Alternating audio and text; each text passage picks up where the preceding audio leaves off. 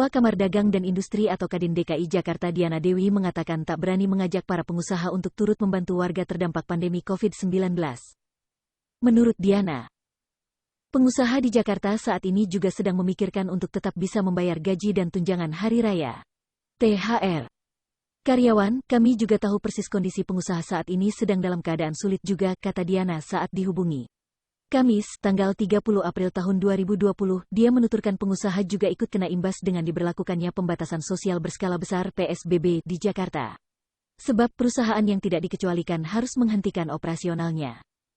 Namun di sisi lain, perusahaan tetap perlu menuntaskan tanggung jawabnya, seperti mencairkan THR. Diana memaparkan, sekitar 5.000 pengusaha aktif sebagai anggota Kadin Jakarta.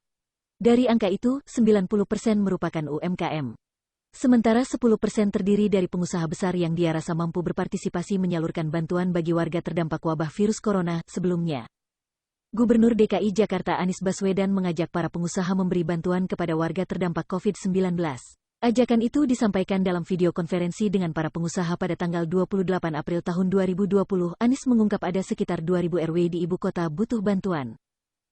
Begitu juga dengan buruh, pekerja informal seperti sopir taksi dan ojek online, serta para migran yang harus tetap di Jakarta.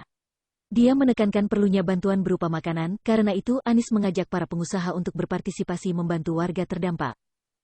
Salah satu caranya dengan menyalurkan makanan dengan mengacu pada data milik pemerintah DKI. Hari ini Anies kembali memperkenalkan program kolaborasi sosial berskala besar. KSBB, dia mengatakan bahwa ini adalah program kolaborasi sosial dari pengusaha atau warga untuk warga lainnya yang membutuhkan, dengan Pemprov DKI Jakarta sebagai fasilitator program. Ada 4 fokus utama program KSBB, yakni 1. Paket makanan siap saji pagi malam. 2. 3. Paket lebaran. 4. Pendistribusian akan dilakukan secara merata untuk RW rentan. Pesantren, panti sosial asuhan anak, panti sosial bagi lanjut usia, panti sosial disabilitas dan lokasi prioritas potensial lainnya di Provinsi DKI Jakarta, jelas Anies. Tempo.co. Jadi bagaimana menurut Anda?